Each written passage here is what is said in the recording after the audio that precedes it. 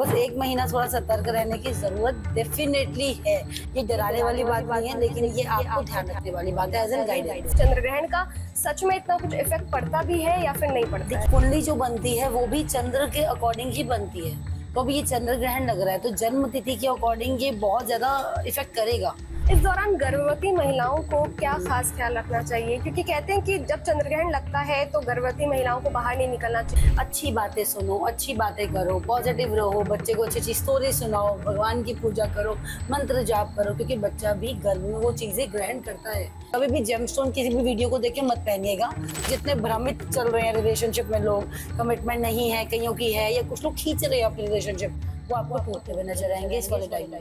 नमस्कार, स्तुति देख रहे हैं आप और मैं हूं आपके साथ अदिति शाह। हमारे साथ है astrologer doctor Parul Chaudhary. Ma'am, आपका बहुत बहुत स्वागत है हमारे शो में। 7 तारीख रविवार, साल का आखिरी चंद्र ग्रहण लग रहा है।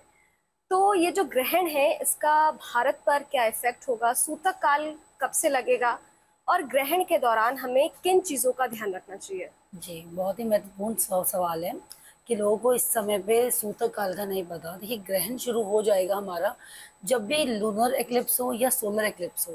जब भी हम चंद्र ग्रहण के बारे में बात करते हैं तो 9 घंटे पहले उसका सूतक काल लग जाता है। जैसे कि 9:58 पे रात को लग रहा है तो सुबह इसका सूतक काल लग जाएगा 12:56 पर। तो उस समय के बाद आप कुछ खाएंगे पिएंगे बिल्कुल भी नहीं। और अगर आपको जैसे उस दिन 2-3 चीजें और बहुत मेजर हो रही हैं, पूर्णमासी पड़ रही है और साथ में पितृ की भी आपको तर्पण करना है। पहला पितृ पक्ष है और पहला ही श्राद्ध है, तो आपको 12 बजे से पहले ही उनका तर्पण कर लेना है, पूजा कर लेनी है। और जो भी पूर्णमासी का व्रत रखना चाहते हैं तो व्रत रख सकते हैं, क्योंकि जो भी ग्रहण होता है मैं बोलूंगी साधक के लिए, चाहे गृहस्थ हो या साधक हो, पूजा के लिए बहुत महत्वपूर्ण होता है। क्योंकि आप देखिए जितने भी जाप करते हैं ना, सालों साल आप सिद्धि के लिए जाप करते हैं, आपको बहुत साल लग जाते हैं कोई मंत्र की सिद्धि प्राप्त करने के लिए।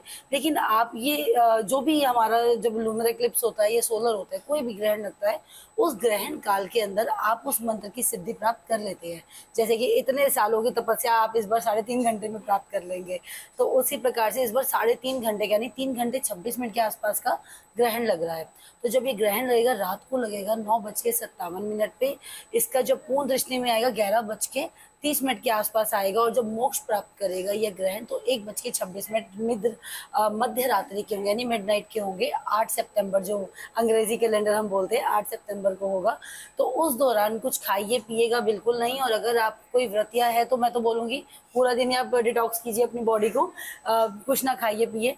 और आप ग्रहण शुरू होने से पहले ही अपने खाने में जो भी आपकी फूड आइटम्स है उसमें कुशा या फिर तुलसी के दल डाल सकते हैं आप। लेकिन संडे होने के कारण तुलसी के दल हम तोड़ते नहीं हैं, हाथ नहीं लगाते तुलसा माँ को, तो आप उससे पहले ही तोड़ के रख सकते हैं। या फिर कुशा आप अपने खाने में अपने जितने भी घर की सामग्री है उसमें डाल सकते हैं। कोई बीमार व्यक्ति है या फिर जिसको चिकित्सा की भी जरूरत है, या फिर छोटे छोटे बच्चे हैं वो खाने के बिना इतनी देर तक नहीं रह पाते हैं, तो जो दूध पीते हैं छोटे बच्चे हैं उनके खाने में आप कुशा डाल के उन्हें ग्रहण करवा सकते हैं। इस दौरान गर्भवती महिलाओं को क्या खास ख्याल रखना चाहिए, क्योंकि कहते हैं कि जब चंद्रग्रहण लगता है तो गर्भवती महिलाओं को बाहर नहीं निकलना चाहिए, उनके जो गर्भ में शिशु है उन पर बुरा असर पड़ता है। और आज मैं आपको बताऊं, मेरी एक फ्रेंड बता रही थी कि उसकी मामी जब चंद्रग्रहण में उन्होंने बात नहीं मानी बड़ों की और वो चली गई छत पर। जो उनका जो बेटी जब पैदा हुई तो उसके जो पाँव है वो हल्के टेढ़े से हैं। तो मुझे ये पहले लगा कि शायद ऐसी कुछ बातें होंगी, लेकिन जब ये बात पता चली तो मैं बहुत हैरान रह गई कि चंद्रग्रहण का सच में इतना कुछ इफेक्ट पड़ता भी है या फिर नहीं पड़ता है? ग्रहण के टाइम पे ग्रहण का मतलब ही नेगेटिविटी है। अब आप ग्रहण को भी पॉजिटिव ले नहीं सकते हो, ठीक है, मोर और लेस सब पे असर होता है, किसी पे ज्यादा किसी पे कम, अपनी अपनी कुंडली के अकॉर्डिंग होता है। लेकिन जो प्रेग्नेंट होते हो ना, तो आपने देखा होगा जितनी भी आप शिक्षा है, इवन आपको डॉक्टर्स भी बोलते हैं, आपकी गायनोलॉजिस्ट भी बार बार आपको बोलेंगे अच्छी बातें सुनो, अच्छी बातें करो, पॉजिटिव रहो, बच्चे को अच्छी अच्छी स्टोरी सुनाओ, भगवान की पूजा करो, मंत्र जाप करो, क्योंकि बच्चा भी गर्भ में वो चीजें ग्रहण करता है जो माँ करती है।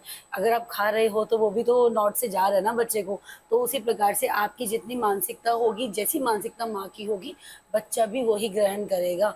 उसी प्रकार से बच्चा आपका जन्म लेता है। और आप देखोगे ना, कुछ नेचर होते हैं कुछ माएँ नेगेटिव होती हैं, घर का माहौल नहीं होता कई बार ऐसा। मैं दोष माओ को नहीं दूंगी सीधा, मैं कुछ चीज़ें बोलूँगी, घर में भी कुछ माहौल होता है, कुछ चीज़ें उपलब्ध नहीं होती हैं या कोई ध्यान नहीं रखता, तो वो आप देखिए जो माएँ होती हैं अंदर से कहीं ना कहीं उनको प्रताड़ित भी फील करती है, नेगेटिव हो जाती है। है, बच्चे पे असर आता है। जब बच्चा पैदा होगा, आप जन्म लेगा, आप देखना बेमतलब में कुछ बच्चे इरिटेट से रहते हैं, है ना, शॉर्ट टेम्पर्ड होते हैं या कुछ डरे डरे रहते हैं, सबका नेचर अलग अलग आ जाता है। वो माँ से ग्रहण करते ही ये चीजें, तो बिल्कुल बिल्कुल नग्न आंखों से ना देखिए ग्रहण। में बोलूंगी जिन जो भी प्रेग्नेंट लेडीज हैं, एक तो छुरी या नुकीली चीज आपको नहीं यूज करनी है, बाल नहीं कटवाने हैं, नेल पॉलिश जो लोग लगाते हैं नहीं, वो भी नहीं लगाने ये गर्भवती महिलाएं सिर्फ नहीं लगा सकती, या फिर कोई भी नहीं लगा सकता? अभी तो ये सबके लिए मैं एक जनरली बता रही हूँ कि कोई भी ना करे, नुकीली चीज छुरीदार चीज नहीं चलाते हैं। कहते हैं कि जैसे हमने पुरानी कथाओं में सुना है कि अगर आप गर्भवती महिला कोई नुकीली चीज यूज करती है तो बच्चे के भी आगे आने वाली जिंदगी या ग्रहों में ऐसी पीड़ाएं आ जाती हैं जो उसकी लाइफ में अच्छा नहीं होता, या हो सकता है सी सेक्शन हो जाए, सिजेरियन हो जाए। तो ऐसी चीजें देखी गई हैं, देखिए साइंटिफिकली देखी गई हैं बहुत ज्यादा। और शास्त्रों में लिखी हुई चीज तो हम तो बिलीव करते ही हैं, क्योंकि हम शास्त्रों के अकॉर्डिंग ही चलते आ रहे हैं। और साथ में बाल नहीं कटाने चाहिए आज के दिन में, बिल्कुल भी ना कटवाइएगा। खाना पीना जिसे हम बोलेंगे सात्विक जितना रखेंगे उतना ही आपके लिए अच्छा होगा। और जो जिनके भी हस्बैंड है और वाइफ है, मैं बोलूँगी एक कमरे में रह के जाप कीजिए, सीधा लेटिए, सोना नहीं होता, आंख बंद नहीं करनी होती अपनी उस दौरान ना। तो 3 घंटे का जो काल है आप आंख बंद ना कीजिए। खा नहीं सकते वो बात एक अलग है, आप नहीं खा सकते, पानी पी सकते हैं आप, गंगा जल अपने पास रख के आप तपस्या कर सकते हैं, बच्चे के लिए अच्छी अच्छी कामनाएं मांग सकते हैं। वो ग्रहण में जरूर पूर्ण होती है, वो पॉजिटिव वे में ही जाती है आपके। मैम मेरा अगला सवाल आपसे ये है, ये थोड़ा न्यूमरोलॉजी से जुड़ा हुआ है। सवाल ये है कि चंद्र ग्रहण का हमारी जन्म तिथि या नंबर पर क्या असर पड़ता है? देखिए बड़ा सिंपल से लॉजिक में बताती हूँ ताकि आपकी आम जनता समझ पाए। लूनर एक्लिप्स यानी कि जब चंद्र ग्रहण लगता है, चंद्रमा से रिलेटेड है 2 नंबर, जिसको हम कहते हैं मन का जातक है तो मन सो जातो वही पूर्ण होता है। इमोशनली हमारा बैलेंस करने का ही काम है। और जब जन्म होता है किसी भी बच्चे का, तो कुंडली जो बनती है वो भी चंद्र के अकॉर्डिंग ही बनती है। तो अभी ये चंद्र ग्रहण लग रहा है तो जन्म तिथि के अकॉर्डिंग ये बहुत ज्यादा इफेक्ट करेगा। जिनके ग्रह खराब हैं या फिर जिनका मेंटली इस टाइम पे बहुत डिस्टर्ब चल रहे हैं, डिप्रेशन में है, इमोशनली बच्चे भी बोल सकती हूँ, या युवा पीढ़ी में आजकल बहुत देखती हूँ कहीं ना कहीं डिप्रेसिव वे में है, कहीं ना कहीं डिप्रेशन उनको है। छोटे छोटे बच्चों को मेरे पास 10-10 साल के बच्चे भी आ रहे हैं, उनको डिप्रेशन है, जिनको हमें तो पता भी ना डिप्रेशन क्या होता है, बट उनको पता है बच्चों को। तो जिनकी भी कुंडली बोलूं या फिर न्यूमोलॉजी के अकॉर्डिंग 2 नंबर में बोलूं, 2 नंबर जो है चंद्रमा को डिनोट करता है, 1 नंबर हमारा सूर्य को डिनोट करता है। तो इस बार चंद्र ग्रहण और सूर्य ग्रहण दोनों ही एक ही महीने में पड़ रहे हैं, लेकिन सूर्य ग्रहण भारत में विजिबल नहीं है तो उसका इतना असर नहीं पड़ने वाला, सूतक नहीं लगने वाला है हमारे यहाँ पे उसका। चंद्र ग्रहण का बहुत इफेक्ट पड़ रहा है इस बारी। पितृपक्ष है, साथ में पूर्णमासी है, और जब जिसका भी कहते हैं ना मन यानी इमोशंस, ये 2 नंबर वाले जिनको मैं बोलूं, 2 नंबर हो गए, 11 नंबर हो गए, इनका बहुत ज्यादा ना कहीं डिप्रेसिव रहते हैं बाय नेचर ही। ये बाय नेचर होता है, जल्दी से इनके मूड स्विंग्स होते हैं, उदास हो जाते हैं, छोटी छोटी बातें इनके दिल पे लग जाती हैं। अगर आपने फोन भी नहीं उठाया ना तो ये ओवर थिंकिंग करेंगे, इससे कोई मेरी बात लग गई, इसने कुछ बोल दिया या मैंने कुछ बोल दिया। ये 2 नंबर वालों के साथ हमेशा आप देखोगे होगा। ये इतनी छोटी बात 22 and 11, ये अगर आप देखोगे ना, इनके नेचर में बेसिक चीज तो आपको ट्रेट्स मिलेगा ही मिलेगा, छोटी छोटी बातें दिल पे लगा लेंगे। मूड स्विंग्स ऐसे होते हैं इनके झटके से में, एकदम से खुश एकदम से नाराज होते, बहुत सौम्य है, चंद्रमा की तरह सौम्य बहुत होते हैं, इसलिए इनको बोलते हैं बहुत सेंसिटिव सा नंबर है ये वाला। तो अगर जिनकी भी कुंडली बोलूं या न्यूमोलॉजी के अकॉर्डिंग बोलूं कहीं ना कहीं पीड़ित है चंद्रमा, तो हाँ पूर्णमासी जब आती है, अमावस्या जब आती है, 2 तिथियां जब आती हैं, तब इनको बहुत ज्यादा इफेक्ट पड़ता ही पड़ता है। एकदम से आप देखो कि 10 से 15 दिन पहले ही ना इनके मूड स्विंग्स होने स्टार्ट होते हैं, कि इनके हार्मोनल्स भी चेंज होते हैं उस टाइम पे। 2 नंबर वालों को अगर आप देखोगे हमेशा हार्मोनल प्रॉब्लम रहेगी।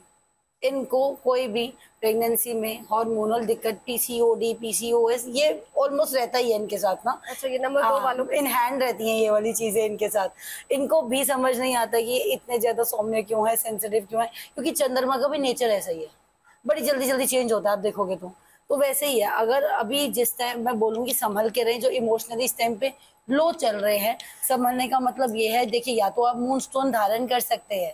अगर अब मैं आपको जेमस्टोन नहीं बताऊंगा कि जेमस्टोन हमेशा कुंडली के अकॉर्डिंग पहनना चाहिए, ये मैं आपको सबके लिए बोल रही हूँ जनरली। कभी भी जेमस्टोन किसी भी वीडियो को देख के मत पहनिएगा जब तक आपकी कुंडली पूरी निष्कर्ष ना निकाल दे या आप उसको कंसंट्रेशन ना ले लें। लेकिन आप क्रिस्टल पहन सकते हैं, moonstone is a very powerful stone, तो आप क्रिस्टल में मूनस्टोन पहन सकते हैं। दूसरा, जब भी पूर्णमासी जैसे भी लूनर एक्लिप्स आ रहा है इनका, तो आप ऐसा कर सकते हैं, गंगा जल पी सकते हैं, या मूनस्टोन वाटर अगर आपने बनाया तो वो ग्रहण आप कर सकते हैं। उसमें आपके इमोशनल जितना भी इस टाइम पे आप परेशान चल रहे हैं, कंफ्यूज चल रहे हैं, डिसीजन नहीं ले पाते हैं, ये बहुत इनका सिंपल सा नेचर है, डिसीजन सोच सोच के लेते हैं, या फिर सलाह चाहिए, कुछ चाहिए इनको ना, पुश करते फिर ये आगे बढ़ते हैं। तो इनको डिसीजन मेकिंग कभी वैसे भी नहीं करनी चाहिए, सोचे समझे फिर आगे बढ़े, एकदम जल्दबाजी ना करे। क्योंकि राहु भी आ रहा है इस बार ग्रहण में जो आ रहा है, तो राहु क्या करता है, इल्यूजन बस्ट करता है, बस्ट भी कर रहा है इस बार जो कर रहा है वो चंद्रमा के साथ, तो बस्ट करे, देखो क्लाउड बस्ट भी तो हो ही रहा है, आपको दिख रहे हैं ना, इसी वजह से हो रहे हैं, चंद्रमा के साथ राहु मिल रहे, तो इस बार जितने इल्यूशन और भ्रम है ना टूटेंगे, जो रिलेशनशिप है टूटती भी दिख रही है, क्योंकि जितने भ्रमित चल रहे हैं रिलेशनशिप में लोग, कमिटमेंट नहीं है, कईयों की है, या कुछ लोग खींच रहे हैं अपनी रिलेशनशिप, वो आपको टूटते हुए नजर आएंगे इस वाले टाइम में। तो 15 दिन नहीं, मैं बोलूंगी ग्रहण का असर कम से कम 90 दिन तक रहता है, तो आपको ये 3 महीना सतर्क रहने की आवश्यकता है। अभी आपने बताया कि राहु जो है उसका प्रभाव रहेगा इस चंद्र ग्रहण में। कुंभ राशि में चंद्र ग्रहण लग रहा है और सूर्य जो है वो सिंह में गोचर कर रहा है, तो ये सारी जो चीजें हैं, क्या इसका भी इफेक्ट पड़ेगा जो अलग अलग राशि के लोग हैं जिनका नंबर 1 से 9 के बीच में आता है? देखिए राशियों का नंबर भी हम देखिए, राशियां भी जो है ना वो भी नंबर के अकॉर्डिंग ही है। अगर आप न्यूमरोलॉजी दो ले लो, या आप एस्ट्रोलॉजी ले लो, वैदिक ले लो, कुछ भी आप ले लो, सब इन हैंड है, सब एक आपस में मिले जुले हैं, सबकी चैप्टर्स ही है एक तरह से ना। तो अगर हम न्यूमरोलॉजी उठा के देखें तो 1 सूर्य को डिनोट करता है, 2 नंबर चंद्रमा को करता है, 3 नंबर हमारा बृहस्पति को करता है, मरकरी को करता है, बृहस्पति को करता है, 4 नंबर राहु को करता है, 5 नंबर हमारा मरकरी को करता है जिसे हम प्रिंस कहते हैं, राजा कहते हैं, 6 नंबर हमारा वीनस है, 7 नंबर केतु है, 8 नंबर हमारा शनि है, और 9 नंबर हमारा मंगल है, यानी अकम्प्लीशन, खत्म हो गया, कंप्लीट हो गया हमारा चक्र। तो अभी मैं बोलूंगी जिसके लिए सतर्क रहने की जरूरत है, हाँ बिल्कुल 7 नंबर वाले केतु और राहु के एक्सिस में ये ग्रहण लग रहा है इस टाइम पे, जो लग रहा है केतु भी एक्टिव है, राहु भी एक्टिव है, और जो सूर्य है वो भी ऑलरेडी। और अगर हम देखेंगे जो चंद्र ग्रहण लग रहा है 10वें भाव से लग रहा है इस बार कुंभ राशि में, यानी कि उनके करियर को लेके लग रहा है, फाइनेंसेस को लेके लग रहा है। और कुंभ राशि को तो सतर्क बिल्कुल रहना है, रिलेशनशिप खराब होते हुए दिख रही है, टूटते हुए रिश्ते दिख रहे हैं, क्योंकि पेशेंस लेवल उनका खत्म होने वाला है बिल्कुल ही। राहु उनको भ्रमित करेगा और ज्यादा इल्यूजन्स क्रिएट करने वाला है उनके लिए, तो उनके लिए प्रॉब्लम बढ़ती हुई दिख रही है। तो उनके लिए सॉल्यूशन यही है, अगर आप कोई मेजर डिसीजन लेना चाहते हैं लाइफ का तो भी टाल दीजिए, अभी मत लीजिए। ये वाला महीना मैं सितंबर तो बोलूंगी बिल्कुल टाल दो आप, क्योंकि ये थोड़ा उथल पुथल वाला महीना कुछ ज्यादा है, क्योंकि न्यूमरोलॉजी के अकॉर्डिंग तो वो रहे मंगल का महीना है, लेकिन सितंबर ये वो न्यूमरोलॉजी नहीं होती 9 नंबर से आप मंगल जोड़ दो, नहीं होती है, क्योंकि सितंबर हर साल आता है, हर साल 9वां महीना आता है। 9वें महीने में बहुत बच्चे पैदा होते हैं, बहुत अच्छे होते हैं, शुभ होते हैं, ऐसा नहीं है। तो क्योंकि पितृपक्ष में भी देखिए बच्चे पैदा होंगे तो उसको भी आप शुभ नहीं बोल सकते। अब नवरात्रि भी आने वाले हैं तो हर चीज बैलेंस होगी। और 19 अक्टूबर को जब बृहस्पति होगा ना, तो अभी बृहस्पति वक्री चल रहा है, अपनी चाल जो है ना चेंज करेगा, अभी अतिचारी हो रहा है, फिर वक्री होगा, फिर अपनी बेटर पोजीशन में आएगा, दैट मीन्स कि वो बैलेंस कर देगा सबको। तो जब बैलेंस करेगा तो आपकी लाइफ में भी बैलेंस आएगा। बस 1 महीना थोड़ा सतर्क रहने की जरूरत डेफिनेटली है। ये डराने वाली बात नहीं है, लेकिन ये आपको ध्यान रखने वाली बात है as an guidance. Okay ma'am, मेरा आखिरी सवाल आपसे, आप मंत्र जप की बात करी थी कि इस ग्रहण के दौरान हमें मंत्रों का जाप करना चाहिए। 2 नंबर वालों को बहुत सावधान रहने की जरूरत है। जिनकी राशि कुंभ है उन्हें तो सावधान रहना ही है, क्योंकि उनके करियर और बाकी चीजों की जो आगे उनका जो शनि भी प्रधान है ना, उनका तो इस टाइम शनि भी नीच का वक्री होके चल रहा है, तो उनके लिए तो ये साल ही बहुत मुश्किल भरा है। तो किन मंत्रों का जाप करना चाहिए हर किसी को, ना कि इन राशि और इन नंबर वाले लोगों को, हर किसी को, ताकि ग्रहण जो अशुभ होता है, जो शुभ फल नहीं देता है, इस दौरान जो भी प्रॉब्लम हो वो उनसे घटा सके, कम कर सके? देखिए कोई भी राशि हो, कोई भी नंबर हो, सिंपली वे में मैं बोलूंगी आपको, ओम चंद्राय नमः का आप जाप कर सकते हैं, ओम सोमाय नमः का जाप, सोम सोमाय नमः का जाप कर सकते हैं, महामृत्युंजय का जाप कर सकते हैं, गायत्री मंत्र का जाप कर सकते हैं, नमक शिवाय का जाप कर सकते हैं। ये छोटे छोटे मंत्रों का आप जाप कर सकते हैं। काउंटर तो आजकल सबके पास है, आप उस दिन बैठ के साधना कर सकते हैं, काउंटर में आप जाप कर सकते हैं, या अपने गुरु का, या अपने देव का, या आप जिस भी ईष्ट को मानते हैं, क्योंकि सबके अपने अपने ईष्ट होते हैं, आप उनका भी जाप कर सकते हैं, मंत्र से हो जाते हैं।